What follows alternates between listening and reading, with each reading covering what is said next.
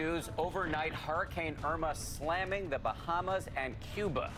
This deadly monster storm devastating the Caribbean, now setting its sights on southwest Florida. Its new track and the new major cities right in the bullseye. This, folks, is the big one.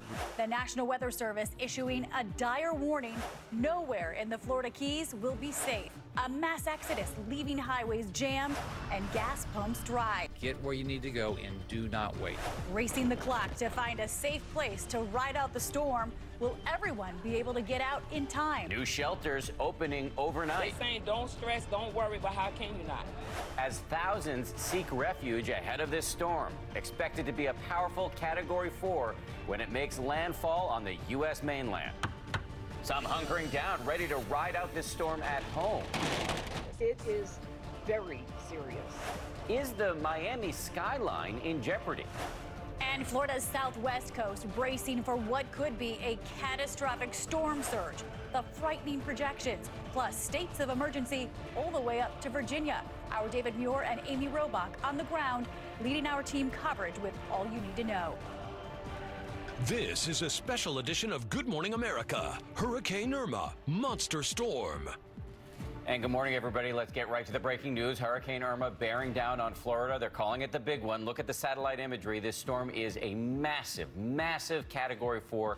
It is extremely powerful and extremely dangerous. Now, that view is the view from space, but this is the view from an Air Force Reserve plane that flew right over the eye of the storm. And as we come on the air this morning, things are changing furiously, including where it's headed. Here are the major headlines. The track of the storm has shifted significantly further west. The eye wall is now forecast to hit the Florida Keys, Naples, Fort Myers, and Tampa. But the entire state of Florida is under threat. And right now, more than 6 million people in 3 states are under mandatory or voluntary evacuation orders. One of the largest evacuations, if not the largest evacuations in American history. World News Tonight anchor David Muir is leading our coverage on the ground all weekend for Miami. And GMA's Amy Robach is also in Miami this morning at the Robert Morgan Senior Center shelter. Our entire team covering every angle across the storm zone. We're going to start here, however, with senior meteorologist Rob Marciano, who is in Delray Beach with where Irma is right now and what we can expect. Rob, good morning to you. Hey, good morning, Paulo. Here we go. I mean, it is on approach to Florida. We've been watching this thing for days, and even though we have seen a westward shift in the track, it is not a good situation for anybody because this storm is just so large and the damaging winds extend so far out from the center. Currently a strong Category 4 storm with winds of 155 miles an hour. Look at this beast on the satellite. You see the cloud canopy extending now into Florida. It's been raking the coastline of northern Cuba all night long, and now it's about to make that northerly turn and getting into Key West. Let's go through the track now. You see that distinct eye? It's about 30 miles wide, and as it approaches Key West, it'll likely be a strong Category 4, maybe even a 5. It's going to hit some really warm water there, and then just west of Naples, Fort Myers, Sarasota, Tampa, late tomorrow night. That'll be scary in the middle of the night, a major storm. And then getting into Georgia as a tropical storm. So here's a zoom in for, we'll expect tropical storm force winds today in Key West. Hurricane force winds getting there certainly tonight. And then be abreast of Naples and into Tampa by tomorrow night in through Sarasota and St. Petersburg as well. Look at all these watches and warnings. We have hurricane watch warnings that extend for most of the state, and the storm surge warning 5 to 12 feet that is going to be dangerously high there on the West Coast, especially. And there we're starting now to see the eye of the hurricane on our U.S. radars, and those bands of rain already rotating into southern Florida and the Keys at this hour. Much more on this throughout the hour. Dan and Paula, back to you. And those maps are so frightening, Rob. Thank you. We're going to be checking in with Rob several times throughout this hour. And we want to get it out now to ABC's David Muir, anchor of World News Tonight, who is leading our coverage on the ground. David is in Miami. He's covering both the preparations and the evacuations. David, good morning to you. Dan, Paula, great to be with you this morning. And as you saw there from Rob, that slight westward shift overnight is really alarming officials here throughout the state of Florida, here in South Florida and in Miami. Many parts of this region, ghost towns, they are prepared. But now the big question are these cities up and down the western coast. As you heard Rob mention, Fort Myers, Naples, Tampa, Sarasota, all could be in the path bearing the brunt of this hurricane. In fact, they could be on the worst side of the hurricane. And so I asked Governor Rick Scott just moments ago Is the western part of this state prepared?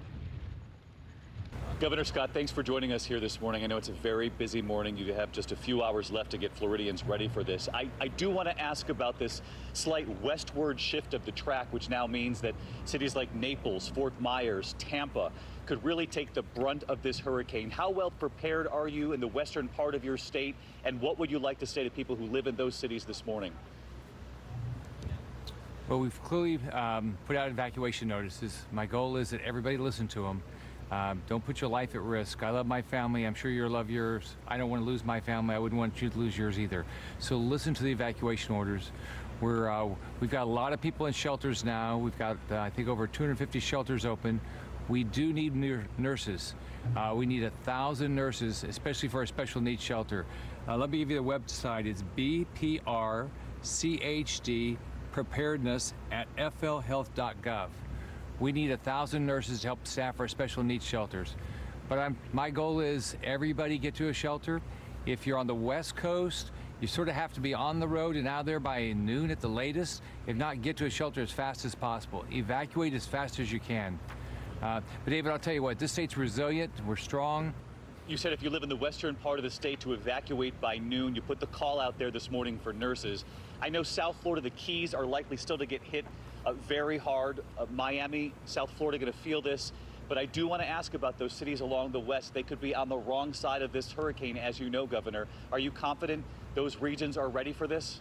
Well, we were ready. But you know, it's going to keep changing. The big thing right now is we're going to do everything we can, but you got to do your job. Governor, I visited a shelter here in Miami yesterday. It was already full, and we saw the aerials of the lines, people waiting to get into shelters throughout Florida. Are you confident there are enough safe spots for people to go? We're going to continue to open shelters as needed. I shut down all the schools starting Friday morning through Monday. Make sure we have plenty of locations. We're going to work to make sure we have all the food, the water. We're still working on trying to get more fuel into the state. I said we're not going to collect certain taxes last night to see if we can get more fuel in the state. So we're going to keep working to do all these things. But you've got to do your job. You've got to prepare, so you cannot wait. This thing is hitting us now. You mentioned the fuel, trying to get more fuel into the state. We saw some of those cars, families had to abandon their cars right on the highway in those traffic jams. Are we going to see more fuel for the people now in the West who probably saw this shift in track and are going to try to get out today? Well, I'm sure more people are going to try to get out, but the bottom line is if you're not on the road on the West Coast, by noon, you're going to have a very difficult time getting out. And Governor, as you told me, this is a monster of a storm. It is wider than the state of Florida. People from the west to the east have to be prepared. It's, you know, David, it's an unbelievable storm. It covers the entire state, but the big thing that's different in a lot of this storm is the unbelievable storm surge, possibly up to 12 feet of storm surge. This can cover your house. Do not think you can ride out this storm. If you're in an area that's supposed to evacuate, they're telling you to evacuate because they're worried, especially, a lot of it's because of wind, but the truth is, a lot of it is because of storm surge. And on the West Coast, 12 feet of potential storm surge, that's devastating. You cannot survive that. Governor Rick Scott with us this morning. Governor Scott, I know you've been trying to get the word out all week, and we do appreciate your time this morning. Stay safe. Thanks, David. And you heard the governor there. He does not want people here in Miami and in South Florida on the eastern side of that track to let their guard down. There will still be, according to this new track, significant hurricane force winds here. Also a major storm surge, even on the east coast of Florida, all the way around the tip and then up the west coast.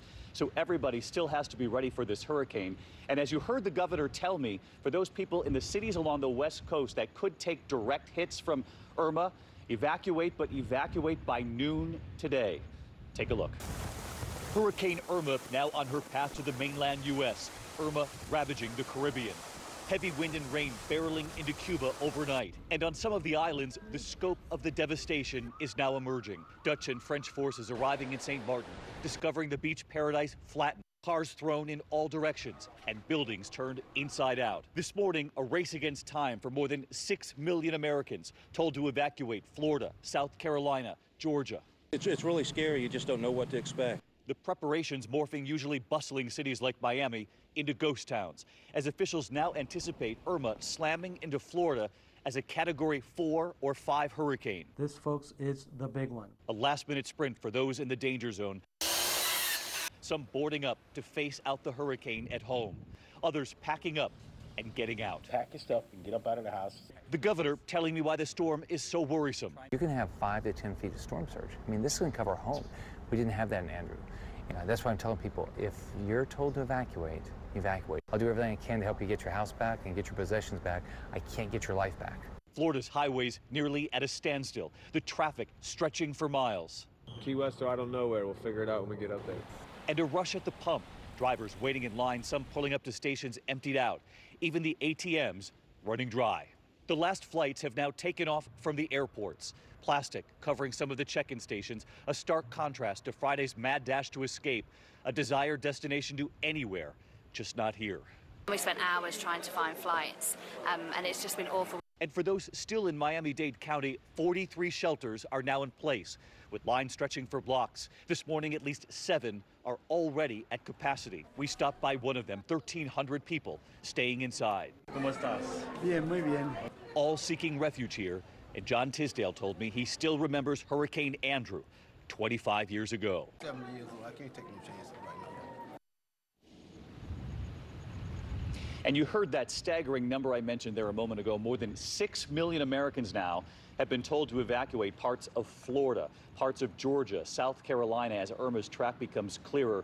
Many of them are going to shelters, and that's where we find ABC's Amy Robach. And Amy, we've seen the number of shelters multiply in just the last 24 hours.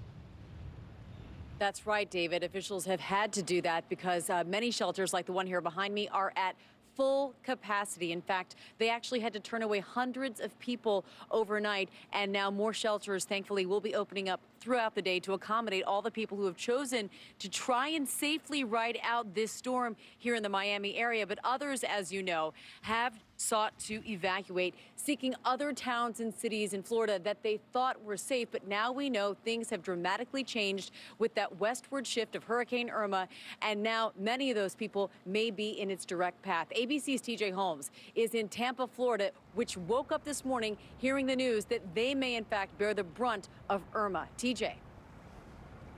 Hey, good morning to you. You said they woke up? Yes, this is what they woke up to, the headline saying, "Stay safe." But that was the headline at press time last night.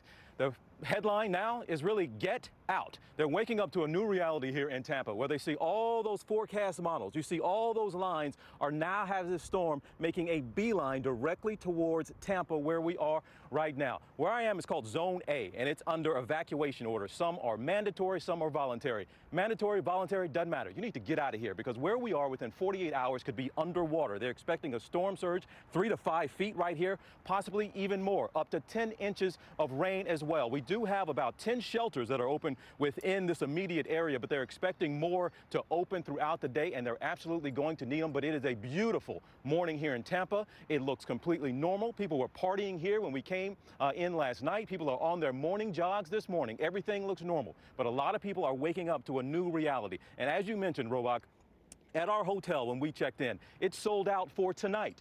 Couldn't give us a room for tonight because they said so many people are fleeing southern Florida, specifically Miami, and they came here. They were proactive and got themselves a hotel room to come to a safe place. But how about that now? They fled an area, and they fled to an area now that might get a direct hit from this storm. So we have more shelters going to open up today. There will be more evacuations ordered for today. But Robach, it is really something now. People thought they were fleeing the storm, and now they're coming possibly to an area that could get a direct hit. It really is incredible, TJ, and we know Floridians have been bracing for several days now, trying to figure out what they were going to do. Would they stay? Would they evacuate? And as people fled their homes and took onto their cars and went up those interstates, we saw what happened. Massive backups, huge overcrowding, the interstates filled with cars, people having to abandon their cars because they ran out of gas. And that's where we found ABC's Matt Gutman, who's been in Fort Lauderdale, covering this mass exodus that has turned into a huge headache, Matt. Hey, good morning, Amy. As you're seeing where you are in Miami, it is Pretty quiet on the roadways this morning here in southeast Florida. What a difference 24 hours makes, but I've been speaking to officials on the western side of the state, and as TJ mentioned, so many people there thought that the storm would pass them by, so they hunkered down. Now those officials expect those very same people to clog the roadways, trying to get out of harm's way.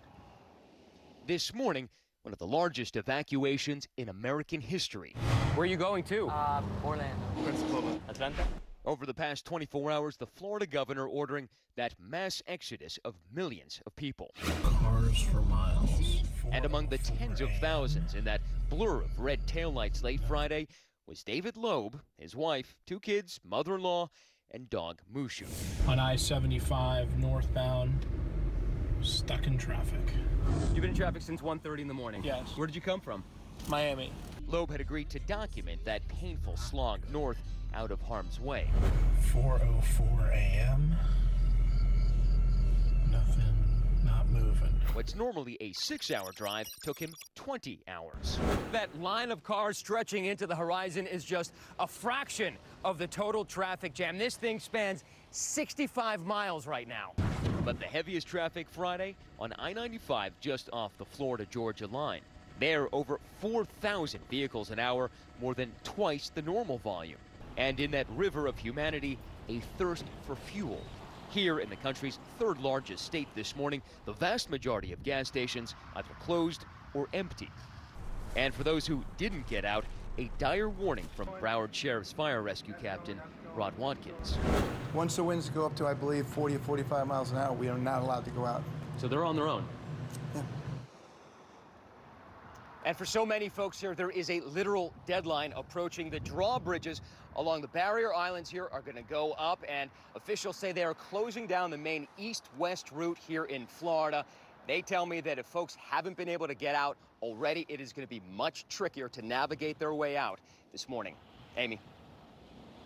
All right, Matt Gutman. And for the nearly 400 people who are waking up at this shelter in Miami, we have already seen weather start to whip around in Miami. We've had heavy winds, strong thunder and lightning setting off car alarms, a very ominous feel in Miami, certainly aware of what's to come. Dan and Paula. So much to come. So much of it is incredibly scary. Amy, thank you. We're going to get back to you later in the broadcast to talk about what life is like inside those shelters. We want to check in now, though, with Rob once again, who, as we said, is in Delray Beach, Florida. Rob, good morning. Good morning again, Dan. This is when it gets real, when we start to see the radar, the rain showing up on U.S. radars, and we're seeing that now south of Florida, and actually the rain's rotating into the Keys. It's rotating in to Monroe County there, and some of these rain showers have some gusty winds already. Check it out as we see that rain shield begin to encompass from the east towards the west, and this is going to be an ongoing process here for 24 to 36 hours. Wind gusts you see there in Homestead already to 40 miles an hour. Key Marathon over 40 miles an hour. And as we throw our computer models on here to show you kind of the track of this thing, you'll get an idea of what a Category 4 is going to do here over the next 2 days. Approaches Key West late tonight, early tomorrow morning as a Category 4, a strong one, and there's really warm water there. It could very well go to 5. We're right on the cusp of that, so 4 or 5 doesn't matter. This is a killer, destructive storm, and Naples, Fort Myers, by tomorrow night, around midnight, it is over Tampa as a 3 or a 4. And look at that rain canopy as well. So the winds extend far out to the center. So we talk about this now shifting west, but look at the wind gusts for Miami, for West Palm Beach. Over 90 miles an hour during the day tomorrow. Those are damaging winds, even though the center of this thing is on the west coast. An incredible storm, and it will be frightening at times here over the next 2 days. That's a quick check on what's going on with Irma. It is now time for your local forecast. Check it out.